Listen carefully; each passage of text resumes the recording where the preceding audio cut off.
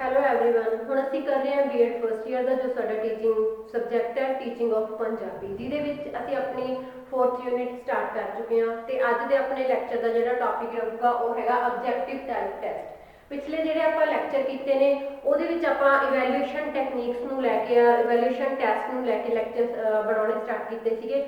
ਤਾਂ ਪਿਛਲੇ ਲੈਕਚਰ ਵਿੱਚ ਆਪਾਂ ਜਿਹੜਾ ਸੀਗਾ दो टैसट की गल है जी ऑलरेडी कर चुके हैं जिहदे विच असीं एक तां गल कीती सीगी जिहड़ा ओरल टाइप टैसट है ते दूसरा जिहड़ा शॉर्ट आंसर टाइप टैसट है कि मतलब जिहड़ा एक मौखिक टैसट राही और मौखिक प्रीख्या राही ते दूसरा जिहड़ा लघु प्रश्न उत्तर ने उन्हां राही असीं बच्चे दा जिहड़ा इवैल्यूएशन है किवें कर सकते हैं। ते अज साडा ये 3rd नंबर टैसट है जिहदा नाम है ऑब्जैक्टिव टाइप टैसट कि जिहड़े वस्तुनिष्ठ ਜਾਂ फिर वस्तुगत ਪ੍ਰੀਖਿਆ ਹੁੰਦੀ ਹੈ ਉਹ किस तरीके ਦੀ ਹੁੰਦੀ ਹੈ ਇਹਨੂੰ ਅਸੀਂ वस्तुनिष्ठ ਜਾਂ फिर वस्तुगत ਪ੍ਰੀਖਿਆ भी कहते हैं।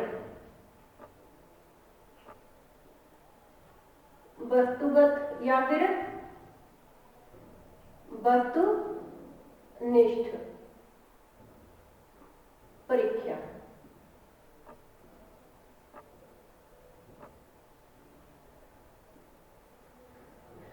देखो ਜਿਹੜੇ ਸਾਡੇ परंपरागत ਪ੍ਰੀਖਿਆਵਾਂ ਸੀਗੀਆਂ ਜਾਂ ਫਿਰ ਐ ਕਹਿ ਲਓ ਆਪਾਂ ਕਿ ਜਿਹੜੇ ਵੀ ਆਪਾਂ ਨਿਬੰਧਾਤਮਕ ਜਿਹੜੀਆਂ ਪ੍ਰਸ਼ਨਾਂ ਨੂੰ ਲੈ ਕੇ ਜਿਹੜੀਆਂ ਪ੍ਰੀਖਿਆਵਾਂ ਲਈਆਂ ਜਾਂਦੀਆਂ ਸੀਗੀਆਂ ਉਹਦੇ ਵਿੱਚ ਜਿਹੜੇ ਵੀ ਦੋਸ਼ ਪਾਏ ਜਾਂਦੇ ਸੀ ਉਹਨਾਂ ਨੂੰ ਦੋਸ਼ दूर करने वास्ते ਜਿਹੜੇ ਨਵੀਆਂ ਜਿਹੜੀਆਂ ਪ੍ਰੀਖਿਆ ਦਾ ਆਯੋਜਨ ਕੀਤਾ ਜਾਣ ਲੱਗਿਆ ਨਵੇਂ ਜਿਹੜੇ ਪ੍ਰੀਖਿਆ ਦੇ ਜਿਹੜੇ ਸਟਾਈਲ ਨੇ ਜਾਂ ਪ੍ਰਕਾਰ ਨੇ ਉਹਨਾਂ ਦੀ ਜਿਹੜੀ ਉਹਨਾਂ ਨੂੰ ਹੋਂਦ ਵਿੱਚ ਲਿਆਂਦਾ ਗਿਆ ਤੇ ਜਿਹਦੇ ਵਿੱਚ ਇੱਕ ਵਸਤੂਗਤ ਪ੍ਰੀਖਿਆ ਵੀ ਸ਼ਾਮਿਲ ਹੈਗੀ ਹੈ।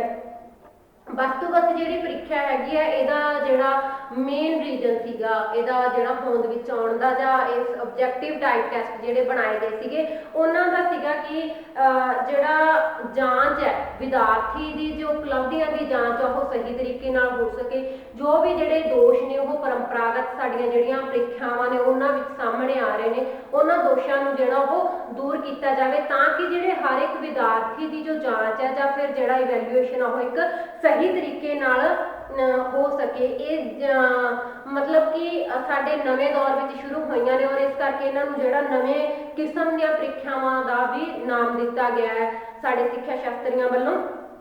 मौजूदा सिक्ख्या प्रणाली विच जेकर देखा जाए तो जिहड़ा एक सब तो वड्डे दोष की आपां गल करदे हां ओह सीगा मुलांकन पੱਧਰ ਦਾ अस्थिर होना क्योंकि जदों आपां निबंधात्मक प्रश्नों की गल करते हैं जां निबंधात्मक जिहड़े टैसट की गल करते हाँ तो उत्थे जिहड़ा चैकिंग करदा पेपर जिहड़ा साडा निरीक्षक हुंदा गा किते ना किते जिहड़ियां ओहदियां व्यक्तिगत रुचियां हुंदियां ने ओहदे जिहड़े पर्सनल इंटरस्ट हुंदे ने जां फिर ओहदे जिहड़े झुकाव हुंदे ने ਜਿਹੜੀਆਂ ਪਰੰਪਰਾਗਤ ਪ੍ਰਣਾਲੀਆਂ ਸੀਗੀਆਂ ਜਾਂ ਫਿਰ ਨਿਬੰਧਾਤਮਕ ਜਿਹੜੀ ਪ੍ਰੀਖਿਆ ਪ੍ਰਣਾਲੀ ਸੀਗੀ ਉਹਨੂੰ ਕਿਤੇ ਨਾ ਕਿਤੇ ਅਵਿਸ਼ਵਾਸੀ ਬਣਾ ਦਿੰਦੀ ਸੀ ਜਾਂ ਫਿਰ ਉਹਨੂੰ ਅਸਥਿਰ ਬਣਾ ਦਿੱਤਾ ਜਾਂਦਾ ਸੀਗਾ ਕਿਉਂਕਿ ਜਦੋਂ ਬੱਚਾ ਇੱਕ ਨਿਬੰਧਾਤਮਕ ਪ੍ਰਸ਼ਨ ਲਿਖਦਾ ਗਾ ਨਿਬੰਧਾਤਮਕ ਜਿਹੜੇ ਪ੍ਰਸ਼ਨ ਉੱਤਰ ਹੁੰਦੇ ਨੇ ਉਹ ਲਗਭਗ ਆਪਾਂ ਕਹਿ ਦਈਏ 5 ਤੋਂ ਲੈ ਕੇ 7 ਸਫ਼ਿਆਂ ਤੱਕ ਬੱਚਾ ਜਿਹੜਾ ਉਹ ਆਨਸਰ ਦਿੰਦਾ ਗਾ ਤਾਂ ਜਿਹਦੇ ਵਿੱਚ ਚੈਕਿੰਗ ਦੇ ਸਮੇਂ ਜਿਹੜਾ ਪਰਸਨ ਚੈੱਕ ਕਰ ਰਿਹਾ ਗਾ ਜਾਂ ਜਿਹੜਾ ਨਿਰੀਖਕ ਹੈ ਕਿਤੇ ਨਾ ਕਿਤੇ ਉਹਦੇ ਜਿਹੜਾ ਪਰਸਨਲ ਇੰਟਰਸਟ ਨੇ ਜਾਂ ਉਹਦੇ ਜਿਹੜੇ ਵਿਅਕਤੀਗਤ ਵਿਚਾਰ ਨੇ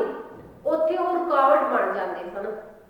ਜਾਂ ਫਿਰ ਆਪਾਂ ਇਹ ਕਹਿ ਲਈਏ ਕਿ ਜਦੋਂ ਬੱਚਾ ਬਹੁਤ ਲੰਬੇ ਉੱਤਰ ਲਿਖਦਾ ਗਾ ਤਾਂ ਕਿਤੇ ਨਾ ਕਿਤੇ ਜਿਹੜੀ ਉਹਦੀ ਲਿਖਾਈ ਹੈ ਉਹ ਵੀ ਜਿਹੜੀ ਉਹਦੇ ਵੈਲਿਊਏਸ਼ਨ ਵਿੱਚ ਰੁਕਾਵਟ ਬਣਦੀ ਸੀਗੀ ਤਾਂ ਉਹਦੇ ਜਿਹੜੇ ਨੰਬਰ ਜ਼ਿਆਦਾ ਕੱਟੇ ਜਾਣ ਦੀ ਸੰਭਾਵਨਾ ਰਹਿੰਦੀ ਸੀਗੀ ਜਦੋਂ ਕਿਸੇ ਵੀ ਨਿਰੀਖਕ ਦੇ ਜਿਹੜੇ ਵਿਅਕਤੀਗਤ ਵਿਚਾਰ ਜਾਂ ਵਿਅਕਤੀਗਤ ਰੁਚੀਆਂ ਜਾਂ ਝੁਕਾਓ ਫਿਰ ਸਾਹਮਣੇ ਆਉਂਦਾ ਸੀਗਾ। ਤਾਂ ਇਸੇ ਜਿਹੜੇ ਪ੍ਰੀਖਿਆ ਨੂੰ ਜਿਹੜੇ ਦੋਸ਼ ਸੀਗੇ ਇਸ ਪ੍ਰੀਖਿਆ ਦੇ ਦੋਸ਼ ਉਹਨਾਂ ਨੂੰ ਦੂਰ ਕਰਨ ਵਾਸਤੇ ਜਿਹੜਾ ਵਸਤੂਨਿਸ਼ਠ ਜਾਂ ਫਿਰ ਵਸਤੂਗਤ ਜਿਹੜੀ ਪ੍ਰੀਖਿਆ ਦਾ ਰੂਪ ਹੈ ਉਹ ਹੋਂਦ ਵਿੱਚ ਆਇਆ ਸੀਗਾ। ਇਹਦੇ ਵਿੱਚ ਕੀ ਹੁੰਦਾ ਗਾ ਕਿ ਬੱਚੇ ਨੇ ਇੱਕ ਜਿਹੜਾ ਪ੍ਰਸ਼ਨ ਦਾ ਉੱਤਰ ਹੁੰਦਾ ਉਹ ਤਾਂ ਜਾਂ ਤਾਂ ਕਈ ਵਾਰ ਹੁੰਦਾ ਗਾ ਕਿ ਹਾਂ ਜਾਂ ਨਾ 'ਚ ਜਵਾਬ ਦੇਣਾ ਹੁੰਦਾ ਗਾ ਕਈ ਵਾਰੀ ਸਹੀ ਜਾਂ ਗਲਤ ਨੂੰ ਟਿਕ ਕਰਨਾ ਹੁੰਦਾ ਜਾਂ ਫਿਰ ਕਈ ਵਾਰੀ ਆਪਾਂ ਕਹਿ ਦਈਏ ਕਿ ਇੱਕ ਸ਼ਬਦ ਵਿੱਚ ਜਾਂ ਫਿਰ ਇੱਕੋ ਹੀ ਸੈਂਟੈਂਸ ਵਿੱਚ ਉਹਦਾ ਜਿਹੜਾ ਉੱਤਰ ਹੈ ਉਹ ਦੇਣਾ ਹੁੰਦਾ ਗਾ। ਤਾਂ ਵਿਦਿਆਰਥੀਆਂ ਤੋਂ ਇਹਦੇ ਵਿੱਚ ਇਹੋ ਜਿਹੇ ਪ੍ਰਸ਼ਨ ਪੁੱਛੇ ਜਾਂਦੇ ਨੇ ਜਿਹਦਾ ਕਿ ਇੱਕ ਸਪੈਸੀਫਿਕ ਉੱਤਰ ਹੁੰਦਾ ਗਾ ਤਾਂ ਹਰ ਇੱਕ ਵਿਦਿਆਰਥੀ ਨੇ ਉਹੀ ਸੇਮ ਉੱਤਰ ਲਿਖਣਾ ਹੁੰਦਾ ਗਾ ਉੱਥੇ ਕੋਈ ਆਪਣੀ ਇੰਟਰਸਟ ਦੇ ਹਿਸਾਬ ਨਾਲ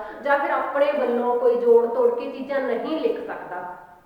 उदाहरण के तौर पर जेकर गल करिए कि एक बच्चा नूं जिहड़ा क्वेश्चन आएगा कि सिखां दे पहले गुरु कौन सन ਤਾਂ ਜਿਹੜਾ ਇਹਦਾ ਉੱਤਰ ਹੈਗਾ, ਇਹਦਾ ਇੱਕੋ ਹੀ ਉੱਤਰ ਬਣਦਾ ਕਿ ਸ਼੍ਰੀ ਗੁਰੂ ਨਾਨਕ ਦੇਵ ਜੀ। ਤਾਂ ਹਰ ਇੱਕ ਬੱਚੇ ਤੋਂ ਇਹੀ ਉਮੀਦ ਕੀਤੀ ਜਾਂਦੀ ਹੈ ਕਿ ਹਰ ਇੱਕ ਬੱਚੇ ਨੇ ਜੋ ਉੱਤਰ ਲਿਖਣਾ ਗਾ ਉਹ ਸਿਰਫ ਔਰ ਸਿਰਫ ਸ਼੍ਰੀ ਗੁਰੂ ਨਾਨਕ ਦੇਵ ਜੀ ਹੀ ਲਿਖਿਆ ਜਾਊਗਾ। ਇਸ ਤੋਂ ਬਿਨਾਂ ਹੋਰ ਉਹ ਕੋਈ ਵੀ ਆਪਣੇ ਜਿਹੜੇ ਵਿਚਾਰ ਉਹ ਨਹੀਂ ਦੇਊਗਾ ਉੱਥੇ ਕਿ ਜਿਹੜਾ ਸਿੱਖ ਇਤਿਹਾਸ ਕਦੋਂ ਸ਼ੁਰੂ ਹੋਇਆ ਸੀਗਾ ਜਾਂ ਫਿਰ ਗੁਰੂ ਨਾਨਕ ਦੇਵ ਜੀ ਦੇ ਜਨਮ ਨੂੰ ਲੈ ਕੇ ਕੁਝ। ਉਹ ਬਸ ਜਿੰਨਾ ਕੁ ਪੁੱਛਿਆ ਗਿਆ ਟੂ ਦੀ ਪੁਆਇੰਟ ਜਿਹੜਾ ਉਹ ਉਹਨਾਂ ਹੀ ਉੱਤਰ ਬੱਚੇ ਨੇ ਦੇਣਾ ਹੈਗਾ। ਇੱਥੇ ਬੱਚੇ ਨੂੰ ਕੀ ਫਾਇਦਾ ਹੁੰਦਾ ਗਾ ਕਿ ਜਦੋਂ ਪਤਾ ਕਿ ਉੱਥੇ ਸਿਰਫ ਇੱਕ ਗਿਣਵੇਂ ਸ਼ਬਦਾਂ ਵਿੱਚ ਜਦੋਂ ਆਨਸਰ ਲਿਖਣਾ ਗਾ ਤਾਂ ਉਹ ਆਨਸਰ ਜਾਂ ਤਾਂ ਫਿਰ ਸਹੀ ਹੋਊਗਾ ਜਾਂ ਫਿਰ ਗਲਤ ਹੋਊਗਾ। ਤੇ ਉੱਥੇ ਜਿਹੜੇ ਐਗਜ਼ਾਮੀਨਰ ਦੇ ਪਰਸਨਲ ਵਿਊਜ਼ ਨੇ ਜਾਂ ਉਹਦੇ ਪਰਸਨਲ ਇੰਟਰਸਟ ਨੇ ਉਹ ਉਹਦੇ ਵਿੱਚ ਇਵੈਲੂਏਸ਼ਨ ਵਿੱਚ ਨਾ ਰੁਕਾਵਟ ਨਹੀਂ ਬਣਨਗੇ। ਤਾਂ ਜਿਹੜੀ ਜਾਂਚ ਆ ਉਹ ਨਿਰਪੱਖ ਰੂਪ ਨਾਲ ਉਹ ਹੋ ਸਕਦੀ ਹੈ। ਵਸਤੂਨਿਸ਼ਠ ਜਿਹੜੇ ਪ੍ਰਸ਼ਨ ਹੁੰਦੇ ਨੇ ਆਪਾਂ ਇਹ ਨਹੀਂ ਕਹਿ ਸਕਦੇ ਹਾਂ ਕਿ ਇਹ ਜਿਹੜੇ ਤੱਥ ਦੇ ਨਿਰਧਾਰਤ ਹੁੰਦੇ ਹਨ, ਤੱਥਾਂ ਦੇ ਆਧਾਰਿਤ ਹੁੰਦੇ ਹਨ, ਇਹਦੇ ਵਿੱਚ ਜਿਹੜੇ ਫੈਕਟਸ ਹੁੰਦੇ ਹਨ, ਜਾਂ ਫਿਰ ਆਪਾਂ ਕਹਿ ਲਈਏ ਕਿ ਇੱਕ ਜਿਹੜਾ ਬਸ ਲਾਜ਼ਮੀ ਅੰਤਰ ਹੁੰਦਾ ਗਾ ਬੱਚੇ ਦੁਆਰਾ ਉਹ ਵੀ ਦਿੱਤਾ ਜਾਂਦਾ ਹੈ। ਇਹਦੇ ਵਿੱਚ ਵਿਦਿਆਰਥੀਆਂ ਨੂੰ ਇਹ ਸੁਤੰਤਰਤਾ ਪ੍ਰਾਪਤ ਨਹੀਂ ਹੁੰਦੀ ਕਿ ਉਹ ਜਿਹੜੇ ਆਪਣੇ ਪਰਸਨਲ ਵਿਊਜ਼ ਨੇ ਜਾਂ ਉਹਨਾਂ ਦਾ ਜਿਹੜਾ ਇੰਟਰਸਟ ਉਹ ਇਹਦੇ ਵਿੱਚ ਲਿਖ ਸਕਣ। ਤਾਂ ਇਹਦੇ ਵਿੱਚ ਜਿਹੜਾ ਬੱਚਿਆਂ ਨੂੰ ਸਭ ਤੋਂ ਵੱਡਾ ਫਾਇਦਾ ਜਿਹੜਾ ਉਹ ਇਵੈਲੂਏਸ਼ਨ ਨੂੰ ਲੈ ਕੇ ਹੁੰਦਾ ਗਾ ਕਿ ਉਹਨਾਂ ਦੇ ਜਿਹੜੇ ਨੰਬਰ ਕੱਟਣ ਦੇ ਚਾਂਸ ਹੁੰਦੇ ਨੇ ਉਹ ਬਹੁਤ ਜ਼ਿਆਦਾ ਘਟ ਜਾਂਦੇ ਨੇ। ਤਾਂ ਜਿਹਨੂੰ ਆਪਾਂ ਕਹਿ ਲੈਂਦੇ ਹਾਂ ਕਿ ਇੱਥੇ ਸਾਫ਼ ਸੁਥਰੀ ਜਿਹੜੀ ਜਾਂਚ ਆ ਉਹ ਹੋ ਸਕਦੀ ਹੈ। ਅੱਗੇ ਆਪਾਂ ਗੱਲ ਕਰਦੇ ਹਾਂ ਜਿਹੜੇ ਵਸਤੂਨਿਸ਼ਟ ਪ੍ਰਸ਼ਨ ਹੁੰਦੇ ਨੇ ਉਹਨਾਂ ਦਾ ਨਿਰਮਾਣ ਕਿਵੇਂ ਕਰ ਸਕਦੇ ਹਾਂ। ਮਤਲਬ ਕਿ ਜਦੋਂ ਆਪਾਂ ਵਸਤੂਨਿਸ਼ਟ ਪ੍ਰਸ਼ਨ ਬਣਾਉਣੇ ਆ ਤਾਂ ਕਿਹੜੀਆਂ ਜਿਹੜੀਆਂ ਗੱਲਾਂ ਧਿਆਨ 'ਚ ਰੱਖਣੀਆਂ ਪੈਂਦੀਆਂ ਨੇ ਜਾਂ ਫਿਰ ਕਿਹੜੇ ਜਿਹੜੇ ਸਟੈਪ ਨੇ ਉਹ ਫੋਲੋ ਕਰਨੇ ਪੈਂਦੇ ਨੇ। ਦੇਖੋ ਵਸਤੂਨਿਸ਼ਟ ਪ੍ਰਸ਼ਨ ਨੇ ਜਿਹੜੇ ਕਿਹੋ ਜਿਹੇ ਪ੍ਰਸ਼ਨ ਹੁੰਦੇ ਨੇ ਜਿਹੜੇ ਕਿ ਆਪਾਂ ਜਿਵੇਂ ਪਿੱਛੇ ਗੱਲ ਕੀਤੀ ਕਿ ਤੱਥ ਆਧਾਰਿਤ ਹੁੰਦੇ ਨੇ। ਜਿਹੜਾ ਇਹਨਾਂ ਦਾ ਆਨਸਰ ਹੁੰਦਾ ਗਾ ਉਹ ਲਿਮਟ ਦੇ ਸ਼ਬਦਾਂ ਵਿੱਚ ਦੇਣਾ ਹੁੰਦਾ ਜਾਂ ਫਿਰ ਸਹੀ ਜਾਂ ਗਲਤ ਨੂੰ ਟਿਕ ਕਰਨਾ ਹੁੰਦਾ ਜਾਂ ਹਾਂ ਜਾਂ ਨਹੀਂ ਨੂੰ ਟਿਕ ਕਰਨਾ ਹੁੰਦਾ ਗਾ ਜਾਂ ਫਿਰ ਜਿਹੜੇ ਇੱਕ ਜ਼ਿਆਦਾ ਆਪਸ਼ਨ ਦਿੱਤੇ ਹੁੰਦੇ ਨੇ ਉਹਨਾਂ ਵਿੱਚੋਂ ਇੱਕ ਆਪਸ਼ਨ ਚੁਣਨਾ ਹੁੰਦਾ ਗਾ। ਤਾਂ ਇਸ ਕਰਕੇ ਕਿ ਜਿਹੜੇ ਇਹ ਵਸਤੂਨਿਸ਼ਟ ਪ੍ਰਸ਼ਨ ਨੇ ਇਹ ਬਣਾਉਣੇ ਨਾ ਥੋੜੇ ਜਿਹੇ ਔਖੇ ਨੇ। ਇਸ ਤਰੀਕੇ ਦੇ ਜਿਹੜੇ ਪ੍ਰਸ਼ਨ ਪੱਤਰ ਨੇ ਇਹ ਹਰ ਕਿਸੇ ਦੇ ਵੱਸ ਦੀ ਗੱਲ ਨਹੀਂ ਕਿ ਹਰ ਇੱਕ ਪਰਸਨ ਜਿਹੜਾ ਇਹ ਪ੍ਰਸ਼ਨ ਪੱਤਰ ਬਣਾ ਸਕੇ। ਇਹਨਾਂ ਦਾ ਨਿਰਮਾਣ ਕਰਦੇ ਸਮੇਂ ਜਿਹੜੇ ਸਾਡੇ ਪੰਜਾਬੀ ਅਧਿਆਪਨ ਦੇ ਉਦੇਸ਼ ਨੇ ਉਹਨਾਂ ਨੂੰ ਧਿਆਨ ਵਿੱਚ ਰੱਖਣਾ ਪੈਂਦਾ ਹੈ। ਉਦੇਸ਼ਾਂ ਨੂੰ ਧਿਆਨ ਵਿੱਚ ਰੱਖ ਕੇ ਹੀ ਜਿਹੜੇ ਪ੍ਰਸ਼ਨ ਪੱਤਰ ਨੇ ਉਹਨਾਂ ਦਾ ਨਿਰਮਾਣ ਉਹ ਕੀਤਾ ਜਾਂਦਾ ਹੈ। ਇਹਨਾਂ ਉਦੇਸ਼ਾਂ ਨੂੰ ਵਿਵਹਾਰਿਕ ਪਰਿਵਰਤਨ ਵਿੱਚ ਜਿਹੜਾ ਤਬਦੀਲ ਕੀਤਾ ਜਾਂਦਾ ਹੈ। ਫਿਰ ਉਸ ਤੋਂ ਬਾਅਦ ਜਿਹੜੇ ਪ੍ਰਸ਼ਨ ਨੇ ਉਹ ਤਿਆਰ ਕੀਤੇ ਜਾਂਦੇ ਨੇ। ਜਿਵੇਂ ਕਿ ਆਪਾਂ ਹਮੇਸ਼ਾ ਵੈਲਿਊਏਸ਼ਨ ਵਾਸਤੇ ਗੱਲ ਕਰਦੇ ਹਾਂ ਕਿ ਜਦੋਂ ਬੱਚੇ ਨੂੰ ਵੈਲਿਊਏਟ ਕਰਨਾ ਹੁੰਦਾ ਹੈ, ਜਦੋਂ ਬੱਚੇ ਦੀ ਜਿਹੜੀ ਪ੍ਰੀਖਿਆ ਲਈ ਜਾਣੀ ਹੈ ਤਾਂ ਉਦੋਂ ਬੱਚੇ ਦੇ ਜਿਹੜਾ ਮਾਨਸਿਕ ਪੱਧਰ ਦਾ ਖਾਸ ਤੌਰ ਤੇ ਧਿਆਨ ਰੱਖਣਾ ਚਾਹੀਦਾ ਹੈ। ਕਿਉਂਕਿ ਹਰ ਇੱਕ ਕਲਾਸ ਵਿੱਚ ਜੇਕਰ ਅਸੀਂ ਵਿਦਿਆਰਥੀਆਂ ਦੀ ਗੱਲ ਕਰਦੇ ਹਾਂ ਤਾਂ ਸਾਰੇ ਵਿਦਿਆਰਥੀ ਜਿਹਦੇ ਵਿੱਚ ਪਰਸਨਲ ਡਿਫਰੈਂਸਿਸ ਪਾਏ ਜਾਂਦੇ ਨੇ। ਹਰ ਬੰਦੇ 'ਚ ਜਿਹੜੀ ਵਿਅਕਤੀਗਤ ਭਿੰਨਤਾ ਹੁੰਦੀ ਹੈ। ਕਈ ਵਿਦਿਆਰਥੀ ਬਹੁਤ ਜ਼ਿਆਦਾ ਇੰਟੈਲੀਜੈਂਟ ਹੁੰਦੇ ਨੇ, ਉਹਨਾਂ ਦਾ IQ ਲੈਵਲ ਬਹੁਤ ਜ਼ਿਆਦਾ ਹੁੰਦਾ ਹੈ, ਉਹ ਹਰ ਇੱਕ ਚੀਜ਼ ਨੂੰ ਬੜੀ ਜਲਦੀ ਸਮਝ ਲੈਂਦੇ ਨੇ।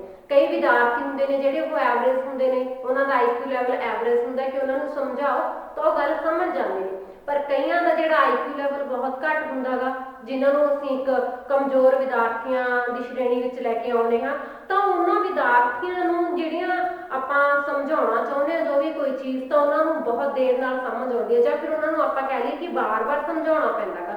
ਤਾਂ ਇਸ ਕਰਕੇ ਜਦੋਂ ਵੀ ਪ੍ਰਸ਼ਨ ਪੱਤਰ ਤੁਸੀਂ ਤਿਆਰ ਕਰਨਾ ਗਾ ਤਾਂ ਇਹ ਤਿੰਨੇ ਕੈਟੇਗਰੀਆਂ ਨੂੰ ਧਿਆਨ 'ਚ ਰੱਖਣਾ ਪੈਂਦਾ ਗਾ। ਜਿਹੜੇ ਕੁਐਸਚਨ ਆਨਸਰ ਨੇ ਉਹ ਇਹੋ ਜਿਹੇ ਹੋਣੇ ਚਾਹੀਦੇ ਨੇ ਕਿ ਜਿਹੜੇ ਕਿ ਸਧਾਰਨ ਵਿਦਿਆਰਥੀ ਨੇ ਜਾਂ ਫਿਰ ਜਿਹੜੇ ਵੀਕ ਸਟੂਡੈਂਟ ਨੇ ਉਹ ਵੀ ਜਿਹੜੇ ਆਪਣੇ ਉੱਤਰ ਨੇ ਜਿਹੜੇ ਉਹ ਆਸਾਨੀ ਨਾਲ ਸਮਝ ਸਕਣ। ਤਾਂ ਜਦੋਂ ਵੀ ਪ੍ਰਸ਼ਨ ਪੱਤਰ ਤਿਆਰ ਕਰਨਾ ਤਾਂ ਉਹਦੇ ਵਿੱਚ ਤਿੰਨੇ ਤਰੀਕੇ ਦੇ ਜਿਹੜੇ ਕੁਐਸਚਨ ਪੱਤਰ ਪ੍ਰਸ਼ਨ ਨੇ ਉਹ ਆਉਣੇ ਚਾਹੀਦੇ ਨੇ। ਜੇਕਰ ਆਪਾਂ ਗੱਲ ਕਰੀਏ ਕਿ ਜਿਹੜੇ ਕੁਝ ਪ੍ਰਸ਼ਨ ਨੇ ਜਿਹੜੇ ਈਜ਼ੀ ਪ੍ਰਸ਼ਨ ਨੇ ਉਹ ਕਿੰਨੇ ਹੋਣੇ ਚਾਹੀਦੇ ਨੇ। ਮਤਲਬ ਜਿਹੜੇ ਆਪਾਂ ਨੂੰ ਪ੍ਰਸ਼ਨ ਪੱਤਰ ਬਣਾਉਂਦੇ ਸਮੇਂ ਜਿਹੜਾ ਪ੍ਰਸ਼ਨਾਂ ਦੀ ਕਠਿਨਾਈ ਦਾ ਧਿਆਨ ਰੱਖਣਾ ਤਾਂ ਕੁਛ ਇੱਕ ਜਿਹੜੇ ਨਾ ਸਰਲ ਕੁਐਸਚਨ ਹੋਣੇ ਚਾਹੀਦੇ ਨੇ ਜਿਨ੍ਹਾਂ ਦਾ ਆਨਸਰ 70% ਤੋਂ ਲੈ ਕੇ 80% ਜਿਹੜੇ ਵਿਦਿਆਰਥੀ ਨੇ ਉਹ ਕੁਐਸਚਨਸ ਦਾ ਆਨਸਰ ਦੇ ਸਕਣ। ਇੰਨੇ ਸਰਲ ਪ੍ਰਸ਼ਨ ਹੋਣੇ ਚਾਹੀਦੇ ਨੇ ਜਦੋਂ ਕੋਈ ਐਗਜ਼ਾਮ ਵਿੱਚ ਵਿਦਿਆਰਥੀ ਬੈਠੇ ਨੇ 70% ਤੋਂ ਲੈ ਕੇ 80% ਤੱਕ ਜਿਹੜੇ ਵਿਦਿਆਰਥੀ ਨੇ ਉਹ ਜਿਹੜੇ ਕੁਐਸਚਨਸ ਦੇ ਉਹ ਆਨਸਰ ਦੇ ਦੇਣੇ ਚਾਹੀਦੇ ਨੇ। ये मतलब सरल क्वेश्चन होने चाहिए ने इन्ने क ते कुछ जिहड़े क्वेश्चन ने वो औसत कठिनाई दे होने चाहिए ने जिहदे विच लगभग कि आपां कह लईए 40% तो लैके 40 तो लैके 65% तक जिहड़े विद्यार्थी आ 65% विद्यार्थी उन्हां दे उत्तर दे सकण। औसत कठिनाई के जिहड़े प्रश्न ने वो इन्ने क होने चाहिए ने कि 40% तो लैके 65% तक जिहड़े विद्यार्थी उन्हां दा उत्तर दे सकण। और कुछ एक प्रश्न ने जिहड़े वो डिफिकल्ट होने चाहिए ने मतलब कठिन प्रश्न होने चाहिए ने जिन्हां दा उत्तर सिर्फ और सिर्फ 5 तो लैके 10% जिहड़े विद्यार्थी है 5 तो लैके 10% जिहड़े विद्यार्थी उन्हां दा उत्तर दे सकण। हर एक विद्यार्थी उन्हां दा जिहड़ा उत्तर आ वो ना दे सकण। प्रश्न की कठिनाई का मतलब की आ कि आपां प्रश्न नूं लिखते समय उन्होंने इस तरीके नाल घुमा फिरा के लिखा जाए कि वो डायरैक्टली समझ ना आए उन्होंने समझण लग्या विद्यार्थी नूं थोड़ा टाइम लगे और विद्यार्थी नूं जिहड़ा उत्थे आपदी जिहड़ी सोचण शक्ति है जां फिर अपनी जिहड़ी विश्लेषण विचारां दा विश्लेषण करन दी जिहड़ी ओह जरूरत पवे। तां इस करके जिहड़ा प्रश्न पत्र आ वो तिन्ने तरीके दे विद्यार्थियों नूं ध्यान विच रखते हुए बनावे सरल इन्ने क प्रश्न होण कि जिहदा 70 तो 80% विद्यार्थी जवाब देण दे विच काबिल होण और कुछ प्रश्न इहो जिहे होण औसत कठिनाई दे होण कि जिहदे विच सिर्फ 40 तो लैके 65% जिहड़े विद्यार्थी होण उन्हां दा उत्तर जिहड़ा आसानी नाल दे सकण। और जिहड़े थोड़े जिहे इहो जिहे क्वेश्चन होने चाहिए ने इन्ने क कठिन जिहड़े क्वेश्चन ने वो होने चाहिए ने कि ओहदा आंसर जिहड़ा सिर्फ 5 तो 10% विद्यार्थी जिन्हों आपां असाधारण विद्यार्थी कह सकते हाँ जिन्हों का IQ लैवल बहुत ज़्यादा है वो दे सकन तो 5 तो 10% विद्यार्थी हो सकते हैं। तो ये साडे जिहड़ा क्वेश्चन पेपर या प्रश्न पत्र बनाने वास्ते जिहड़ी तकनीक वरती जानी चाहिए ने साडे जिहड़े सिक्ख्या शास्त्री ने स्टेनले ते रॉस ने प्रश्न पत्र बनाने के समय 4 स्टैप्स की गल की है 4 जिहड़े पगां की गल की है कि किहड़े-किहड़े जिहड़े स्टैप्स ने वो फॉलो करने चाहिए ने जदों भी क्वेश्चन पेपर बनाना होवे जां फिर जदों भी वस्तुनिष्ठ जिहड़ा प्रश्न पत्र वो बनाना होवे उदों किहड़े-किहड़े जिहड़े स्टैप्स ने वो फॉलो करने चाहिए ने। तो आपां इत्थे गल करदे हां वस्तुगत प्रश्नां दे निर्माण लई जिहड़े भाग ने वस्तुगत प्रश्नां दे निर्माण लई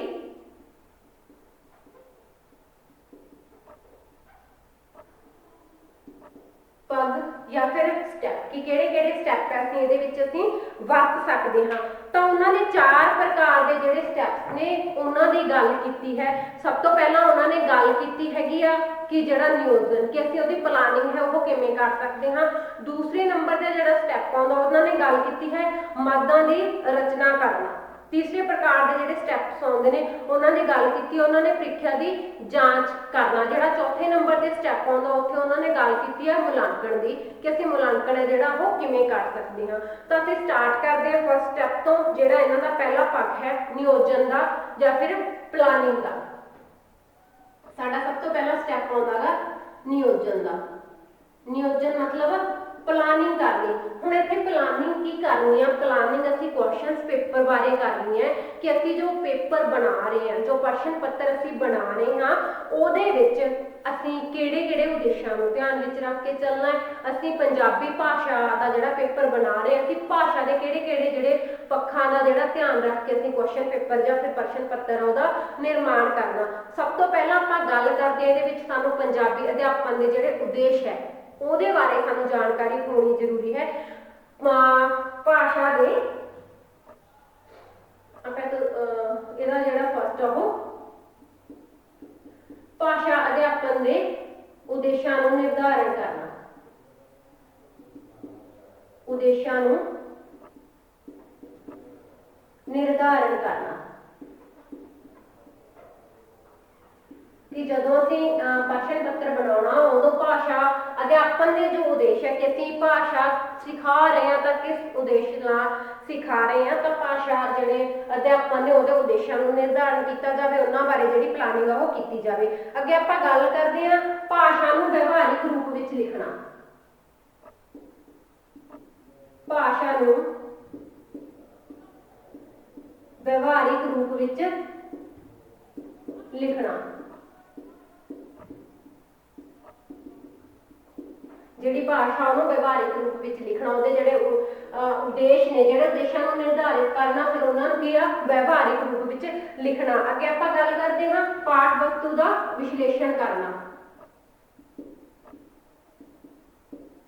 ਪਾਠ ਵਸਤੂ ਦਾ ਵਿਸ਼ਲੇਸ਼ਣ ਕਰਨਾ, ਜੋ ਵੀ ਆਪਾਂ ਗੱਲ ਕਰ ਰਹੇ ਹਾਂ ਪਾਠ ਵਸਤੂ, ਜੋ ਵੀ ਵਿਸ਼ਾ ਵਸਤੂ ਆਪਾਂ ਜਿਸ ਦੇ ਰਿਗਾਰਡਿੰਗ ਆਪਾਂ ਪ੍ਰਸ਼ਨ ਪੱਤਰ ਬਣਾ ਰਹੇ ਹਾਂ, ਉਸ ਚੀਜ਼ ਦਾ ਵਿਸ਼ਲੇਸ਼ਣ ਕਰਨਾ ਕਿ ਕਿਹੜੇ ਪੱਖ ਵਿੱਚੋਂ ਜਿਹੜੇ ਕਿੰਨੇ ਪ੍ਰਸ਼ਨ ਨੇ ਆਪਾਂ ਉਹਦੇ ਵਿੱਚ ਬਣਾ ਸਕਦੇ ਹਾਂ, ਕਿਹੜੇ ਕਿਹੜੇ ਜਿਹੜੇ ਪ੍ਰਸ਼ਨ ਨੇ ਆਪਾਂ ਉਹ ਬਣਾ ਸਕਦੇ ਹਾਂ। ਅੱਗੇ ਪ੍ਰਸ਼ਨਾਂ ਦਾ ਰੂਪ ਤੇ ਪ੍ਰਸ਼ਨਾਂ ਦੀ ਸੰਖਿਆ ਦਾ ਨਿਰਧਾਰਨ ਕਰਨਾ। ਪ੍ਰਸ਼ਨਾਂ ਦਾ ਰੂਪ ਅਤੇ ਪ੍ਰਸ਼ਨਾਂ ਦੀ ਸੰਖਿਆ ਨਿਰਧਾਰਨ ਕਰਨਾ, ਮਤਲਬ ਕਿ ਅਸੀਂ ਪ੍ਰਸ਼ਨਾਂ ਦੇ ਜਿਹੜੇ ਕਿਹੜੇ ਕਿਹੜੇ ਰੂਪ ਹੈ ਉਹ ਬਣਾ ਰਹੇ ਹਾਂ, ਕਿ ਜਿਹੜੇ ਪ੍ਰਸ਼ਨਾਂ ਦਾ ਉੱਤਰ ਹੈ ਉਹ ਹਾਂ ਜਾਂ ਨਹੀਂ ਵਾਲੇ ਹੈਗੇ ਨੇ, ਜਾਂ ਫਿਰ ਉਹ ਸਹੀ ਜਾਂ ਗਲਤ। ਜਿਵੇਂ ਆਪਾਂ ਇੱਥੇ ਪ੍ਰਸ਼ਨ ਹਾਂ ਜਾਂ ਨਹੀਂ ਵਾਲੇ ਦੀ ਗੱਲ ਕਰਦੇ ਹਾਂ ਕਿ ਜਿਵੇਂ ਵਿਆਕਰਣ ਪੰਜਾਬੀ ਦਾ ਅਭਿੰਨ ਅੰਗ ਹੈ, ਹਾਂ ਜਾਂ ਨਹੀਂ, ਜਾਂ ਫਿਰ ਸਹੀ ਜਾਂ ਗਲਤ। ਜਾਂ ਫਿਰ ਆਪਾਂ ਗੱਲ ਕਰਾਂਗੇ ਕਿ ਜਿਹੜੇ ਪ੍ਰਸ਼ਨ ਦਾ ਰੂਪ ਹੈ ਉਹ ਉਚਿਤ ਮਿਲਾਨ ਕਰਨੇ ਨੇ, ਤਾਂ ਇਸ ਤਰੀਕੇ ਨਾਲ ਅਸੀਂ ਕਿ ਕਿੰਨੇ ਪ੍ਰਸ਼ਨ ਹਾਂ ਜਾਂ ਨਹੀਂ ਵਾਲੇ ਪਾਉਣੇ ਨੇ, ਉਹਨਾਂ ਦਾ ਰੂਪ ਹਾਂ ਜਾਂ ਨਹੀਂ ਚ ਹੋਵੇ ਔਰ ਉਹਨਾਂ ਦੀ ਸੰਖਿਆ ਕਿੰਨੀ ਹੋਵੇ, ਜਾਂ ਕਿੰਨੇ ਕੁਐਸਚਨਾਂ ਨੂੰ ਆਪਾਂ ਸਹੀ ਜਾਂ ਗਲਤ ਵਾਲੇ ਪਾਉਣੇ ਨੇ, ਜਾਂ ਕਿੰਨੇ ਜਿਹੜੇ ਪ੍ਰਸ਼ਨ ਨੇ ਉਹਨਾਂ ਦਾ ਜਿਹੜਾ ਇੱਕ ਮੱਧ ਮਿਲਾਨ ਕਰਨਾਗਾ, ਸਹੀ ਮਿਲਾਨ ਕਰਨਾਗਾ, ਉਹ ਕਿੰਨੇ ਪ੍ਰਸ਼ਨ ਨੇ ਹੋਣੇ ਚਾਹੀਦੇ ਨੇ। ਜਾਂ ਫਿਰ ਆਪਾਂ ਗੱਲ ਕਰਦੇ ਹਾਂ ਕਿ ਕੋਈ ਲਾਈਨ ਅਧੂਰੀ ਹੈਗੀ, ਉਸ ਤੋਂ ਬਾਅਦ ਉਹਨੂੰ ਫਿਲ ਕਰਨਾਗਾ। ਇਸ ਤਰੀਕੇ ਦੇ ਜਿਹੜੇ ਕਿੰਨੇ ਪ੍ਰਸ਼ਨ ਨੇ, ਇਹ ਸਾਰੀਆਂ ਚੀਜ਼ਾਂ ਨੇ ਜਿਹੜੀਆਂ ਉਹ ਡਿਸਾਈਡ ਕਰਨੀਆਂ ਪੈਂਦੀਆਂ ਨੇ ਸਾਨੂੰ ਪ੍ਰਸ਼ਨ ਪੱਤਰ ਬਣਾਉਂਦੇ ਸਮੇਂ। ਫਿਰ ਅੱਗੇ ਆਪਾਂ ਗੱਲ ਕਰਦੇ ਹਾਂ ਵਿਸ਼ੇਸ਼ੀਕਰਨ ਤਾਲਿਕਾ ਦੀ, ਉਹ ਬਣਾਉਣੀ ਚਾਹੀਦੀ ਹੈ ਜਿਹਦੇ ਵਿੱਚ ਕਿ ਆਪਾਂ ਲੋੜੀਂਦੇ ਜਿਹੜੇ ਨਿਰਦੇਸ਼ ਆ ਉਹ ਦੇ ਸਕੀਏ। ਵਿਸ਼ੇਸ਼ੀਕਰਨ ਤਾਲਿਕਾ, ਵਿਸ਼ੇਸ਼ੀਕਰਨ ਤਾਲਿਕਾ ਜਿਹਦੇ ਵਿੱਚ ਕਿ ਜਿਹੜੇ ਲੋੜੀਂਦੇ ਨਿਰਦੇਸ਼ ਨੇ ਕਿ ਭਾਈ ਐਨੇ ਜਿਹੜੇ ਪ੍ਰਸ਼ਨ ਨੇ ਉਹ ਕਰਨੇ ਜ਼ਰੂਰੀ ਨੇ, ਜਿਹੜੇ ਪਹਿਲੇ 10 ਕੁਐਸਚਨ ਨੇ ਉਹ ਹਾਂ ਜਾਂ ਨਹੀਂ ਵਾਲੇ ਨੇ, ਜਾਂ ਫਿਰ ਅਗਲੇ ਕੁਐਸਚਨ 'ਚ ਤੁਸੀਂ ਆਪਸ਼ਨ ਚੇਂਜ ਕਰਨੇ ਨੇ। ਤਾਂ ਇਸ ਪ੍ਰਕਾਰ ਦੇ ਜੋ ਵੀ ਲੋੜੀਂਦੇ ਨਿਰਦੇਸ਼ ਨੇ ਸਾਨੂੰ ਉਹ ਵੀ ਜਿਹੜੀ ਤਾਲਿਕਾ ਉਹ ਬਣਾਉਣ ਦੀ ਬਹੁਤ ਜ਼ਰੂਰਤ ਪੈਂਦੀ ਹੈ। ਅੱਗੇ ਆਪਾਂ ਗੱਲ ਕਰਦੇ ਹਾਂ ਪ੍ਰੀਖਿਆ ਦਾ ਸਮਾਂ।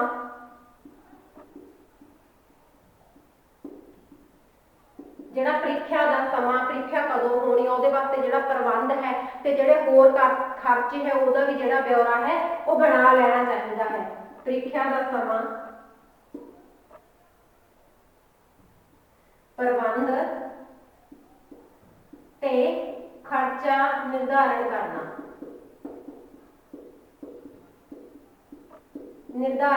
ਤੇ ਇਹ ਸਾਰਾ ਕੁਝ ਜਿਹੜਾ ਸਾਨੂੰ ਉਹ ਫਸਟ ਸਟੈਪ ਦੇ ਵਿੱਚ ਹੀ ਜਿਹੜਾ ਸਾਡਾ ਫਸਟ ਸਟੈਪ ਹੈ ਨਿਯੋਜਨ, ਪਲਾਨਿੰਗ ਦਾ, ਸਾਨੂੰ ਪਲਾਨਿੰਗ ਦੇ ਵਿੱਚ ਇੰਨੀਆਂ ਸਾਰੀਆਂ ਚੀਜ਼ਾਂ ਨੇ ਜਿਹੜੀ ਇਹਦੀ ਪਲਾਨਿੰਗ ਕਰਨੀ ਪੈਂਦੀ ਹੈ।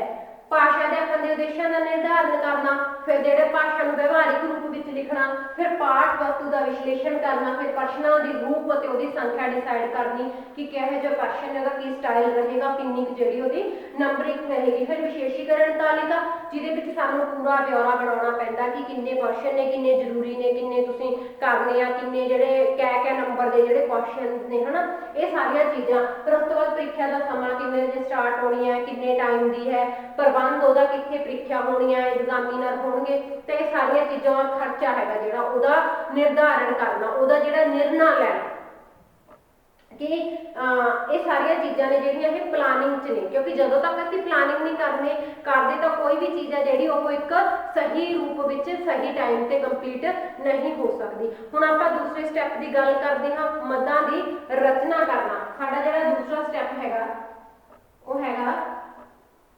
ਮੱਦਾਂ ਦੀ ਰਚਨਾ ਕਰਨਾ। ਸਾਡਾ ਸੈਕਿੰਡ ਸਟੈਪ ਹੈ ਮੱਦਾਂ ਦੀ ਰਚਨਾ ਕਰਨਾ। ਇਹ ਵੀ ਬਹੁਤ ਜ਼ਿਆਦਾ ਕਿਹੜਾ ਆਪਾਂ ਕਹਿ ਸਕਦੇ ਹਾਂ ਕਿ ਇੰਪੋਰਟੈਂਟ ਸਟੈਪ ਹੈਗਾ, ਜਿਹਦੇ ਤੋਂ ਬਿਨਾਂ ਆਪਾਂ ਜਿਹੜੇ ਪ੍ਰਸ਼ਨ ਪੱਤਰ ਹੈ ਉਹ ਤਿਆਰ ਨਹੀਂ ਕਰ ਸਕਦੇ। ਤਾਂ ਇਹਦੇ ਵਿੱਚ ਸਭ ਤੋਂ ਗੱਲ ਕੀ ਹੈਗੀ ਆ ਕਿ ਜੋ ਅਸੀਂ ਵਿਸ਼ੇਸ਼ੀਕਰਨ ਤਾਲਿਕਾ ਬਣਾਈ ਹੈ ਇਹਦਾ ਅਨੁਸਰਨ ਕਰਨਾ ਪੈਣਾ ਹੈ। ਜਿਵੇਂ ਪਲਾਨਿੰਗ ਕੀਤੀ ਸੀ ਵੀ ਇੰਨੇ ਪ੍ਰਸ਼ਨ ਪਾਉਣੇ ਨੇ, ਇੰਨੇ ਨੰਬਰ ਦੇ ਪ੍ਰਸ਼ਨ, ਉਸੇ ਹਿਸਾਬ ਤੇ ਜਿਹੜੀ ਹੈਗੀ ਆ ਮੱਦਾਂ ਦੀ ਜਿਹੜੀ ਰਚਨਾ ਹੋਊਗੀ। ਤਾਂ ਇਹਦੇ ਵਿੱਚ ਆਪਾਂ ਕੀ ਲਿਖਾਂਗੇ, ਸਭ ਤੋਂ ਪਹਿਲਾਂ ਜਿਹੜਾ ਹੈਗਾ ਵਿਸ਼ੇਸ਼ੀਕਰਨ ਤਾਲਿਕਾ ਨੂੰ ਅਨੁਸਰਨ ਕਰਨਾ। विशेषीकरण तालिका का अनुसरण। जो भी असीं प्रश्न पत्र बनाना गा तो प्रश्न पत्र जो भी असीं विवरण पहला बनाया प्लानिंग किया हुआ विशेषीकरण तालिका बनाई है उस दे हिसाब से की असीं अनुसरण करांगे, उस दे हिसाब से असीं अगे क्वेश्चन पेपर है जिहड़ा वो तैयार करांगे। अगे आपां गल करदे हां ਜਿਹੜੀ ਮੱਦਾਂ ਦੀ ਰਚਨਾ ਉਹ ਦੋ ਪ੍ਰਕਾਰ ਨਾਲ ਕੀਤੀ ਜਾ ਸਕਦੀ ਹੈ, मतलब दो तरह ਦੀਆਂ ਜਿਹੜੀਆਂ ਪ੍ਰੀਖਿਆਵਾਂ ਨੇ ਉਹ ਬਣਾਈਆਂ ਜਾ ਸਕਦੀਆਂ ਨੇ। ਇੱਕ ਤਾਂ ਹੈਗਾ ਪਛਾਣਾਤਮਕ ਤੇ ਦੂਸਰਾ ਹੈਗਾ ਪੁਨਰ ਸਿਮਰਤੀ ਕੁਐਸਚਨਸ, ਜਿਹੜੇ ਪੁਨਰ ਸਿਮਰਤੀ ਪ੍ਰਸ਼ਨ ਹੁੰਦੇ ਨੇ। ਤਾਂ ਮੱਦਾਂ ਦੀ ਰਚਨਾ ਜਿਹੜੀ ਹੈਗੀ ਆ ਦੋ ਪ੍ਰਕਾਰ, ਇਹਦਾ ਸੈਕੰਡ ਪੁਆਇੰਟ ਆਪਾਂ ਲਿਖਦੇ ਆ ਜੋ ਮੱਦਾਂ ਦੀ ਰਚਨਾ ਹੈਗੀ ਆ दो तरीके नाल कीती जा सकती है। किहड़े-किहड़े तरीके ने उहदे? फर्स्ट हैगा पछाणात्मक ते दूसरा हैगा पछाणात्मक प्रश्न ते दूसरा हैगा पुनर सिमरती प्रश्न।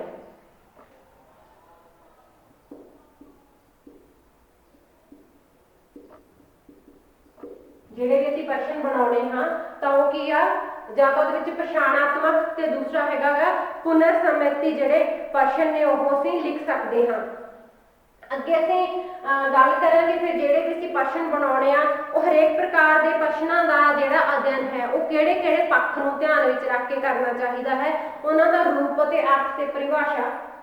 ਜਿਹੜਾ ਤੀਸਰਾ ਸਟੈਪ ਹੈਗਾ ਉਹ ਪ੍ਰਸ਼ਨਾਂ ਦਾ, ਜਿਹੜੇ ਵੀ ਅਸੀਂ ਪ੍ਰਸ਼ਨ ਲਿਖਦੇ ਹਾਂ ਉਹਨਾਂ ਦਾ ਜਿਹੜਾ ਅਧਿਐਨ ਹੈ ਉਹ ਕਿਹੜੇ ਕਿਹੜੇ ਪੱਖਾਂ ਤੋਂ ਕੀਤਾ ਜਾ ਸਕਦਾ। ਅਧਿਐਨ ਕਰਨ ਲਈ ਸਾਨੂੰ ਰੂਪ ਅਤੇ ਪਰਿਭਾਸ਼ਾ, ਪ੍ਰਸ਼ਨ ਦੀ ਰੂਪ ਅਤੇ ਪਰਿਭਾਸ਼ਾ,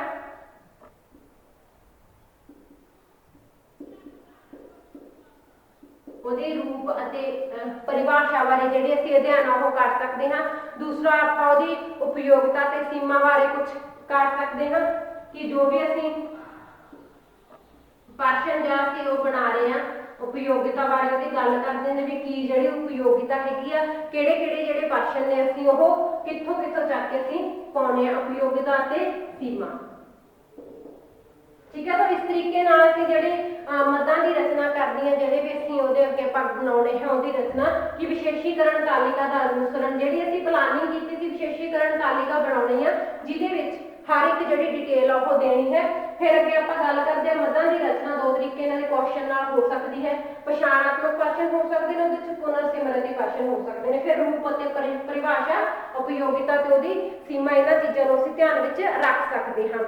तीसरी जिहड़ी असीं पग की गल करते हैं वो हैगा प्रीख्या की जांच करना। जिहड़ा साडा थर्ड नंबर ते पॉइंट आउंदा गा वो हैगा प्रीख्या की जांच। ਜਿਹੜੀ ਪ੍ਰੀਖਿਆ ਦੀ ਜਾਂਚ ਹੈਗੀ ਆ ਉਹ ਇੱਕ ਸਾਡੀ ਪ੍ਰੀ ਪਲੈਨਿੰਗ ਹੁੰਦੀ ਹੈ। ਜਿਹੜੀ ਅਸੀਂ ਪ੍ਰੀਖਿਆ ਦੀ ਜਾਂਚ ਤੋਂ ਜਿਹੜੀ ਫਾਈਨਲ ਪ੍ਰੀਖਿਆ ਉਹਦੀ ਜਾਂਚ ਤੋਂ ਪਹਿਲਾਂ ਅਸੀਂ ਇੱਕ ਸਟੈਪ ਪਹਿਲਾਂ ਚੱਲਦੇ ਹਾਂ, ਉਹਦੀ ਪਲਾਨਿੰਗ ਕਰਦੇ ਹਾਂ। ਤਾਂ ਜਿਹੜੀ ਪ੍ਰੀਖਿਆ ਦੀ ਜਿਹੜੀ ਪੂਰਵ ਜਾਂਚ ਹੈ, ਸਭ ਤੋਂ ਪਹਿਲਾਂ ਆਪਾਂ ਗੱਲ ਕਰਾਂਗੇ ਪ੍ਰੀਖਿਆ ਦੀ ਪੂਰਵ ਜਾਂਚ। ਪੂਰਵ ਜਾਂਚ ਇਹਦੇ ਵਿੱਚ ਕੀ ਹੋ ਸਕਦਾ, ਅਸੀਂ ਵਿਦਿਆਰਥੀਆਂ ਦੇ ਇੱਕ ਛੋਟੇ ਗਰੁੱਪ ਰਾਹੀਂ ਅਸੀਂ ਪ੍ਰੀਖਿਆ ਦੀ ਜਿਹੜੀ ਜਾਂਚ ਉਹ ਪੂਰੀ ਕਰ ਸਕਦੇ ਹਾਂ, ਉਹਦਾ ਜਿਹੜਾ ਆਈਡੀਆ ਅਸੀਂ ਲੈ ਸਕਦੇ ਹਾਂ। ਫਿਰ ਉਸ ਤੋਂ ਬਾਅਦ ਕੀ ਆਉਂਦਾਗਾ ਪ੍ਰੀਖਿਆ ਦੀ ਅਸਲੀ ਜਾਂਚ। ਸੈਕੰਡ ਪੁਆਇੰਟ ਆਉਂਦਾ ਸਾਡਾ ਪ੍ਰੀਖਿਆ ਦੀ ਅਸਲੀ ਜਾਂਚ।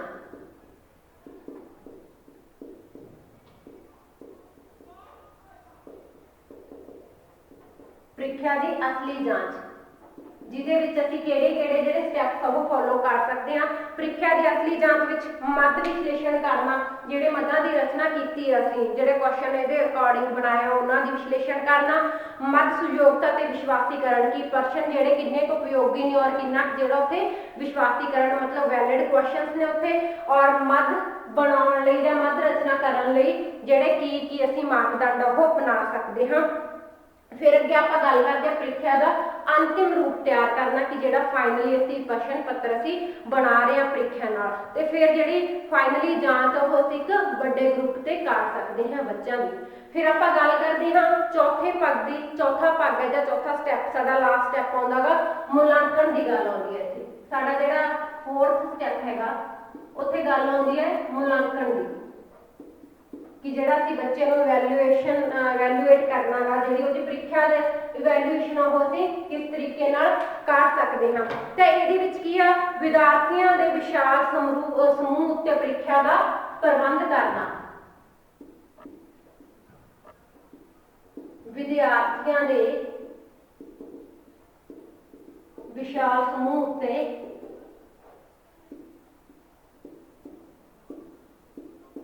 ਪ੍ਰੀਖਿਆ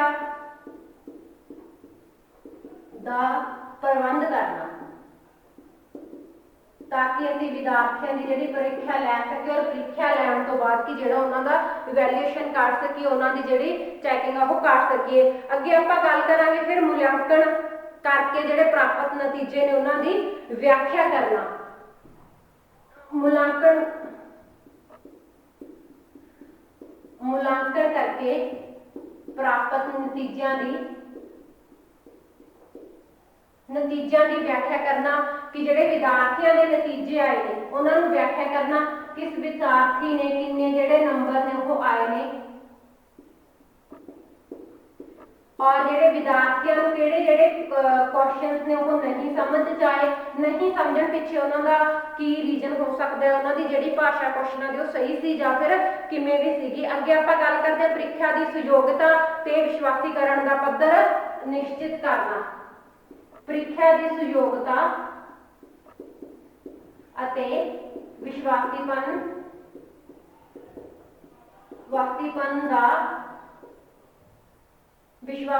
ਦਾ ਪੱਧਰ ਨਿਸ਼ਚਿਤ ਕਰਨਾ ਕਿ ਮਤਲਬ ਜੋ ਅਸੀਂ ਕੁਐਸਚਨ ਪੇਪਰ ਬਣਾਇਆ ਸੀ ਉਹ ਕਿੰਨਾ ਜਿਹੜਾ ਵਿਸ਼ਵਾਸੀ ਸੀਗਾ, ਕਿੰਨਾ ਜਿਹੜਾ ਵੈਲਿਡ ਸੀ, ਵਿਦਿਆਰਥੀਆਂ ਲਈ ਕਿੰਨਾ ਉਹ ਸਹੀ ਸੀ, ਵਿਦਿਆਰਥੀਆਂ ਨੂੰ ਕਿੰਨਾ ਜਿਹੜਾ ਉਹ ਸਮਝ ਆਇਆ। ਕਿ ਆਪਾਂ ਗੱਲ ਕਰਦੇ ਹਾਂ ਅਨੁਸੂਚੀ ਤਿਆਰ ਕਰਨਾ, ਜਿਹੜਾ ਇਹਦਾ ਲਾਸਟ ਪੁਆਇੰਟ ਹੈ ਉਹ ਹੈਗਾ ਅਨੁਸੂਚੀ ਤਿਆਰ ਕਰਨਾ। ਫੋਰਥ ਪੁਆਇੰਟ ਹੈਗਾ ਅਨੁਸੂਚੀ ਤਿਆਰ ਕਰਨਾ।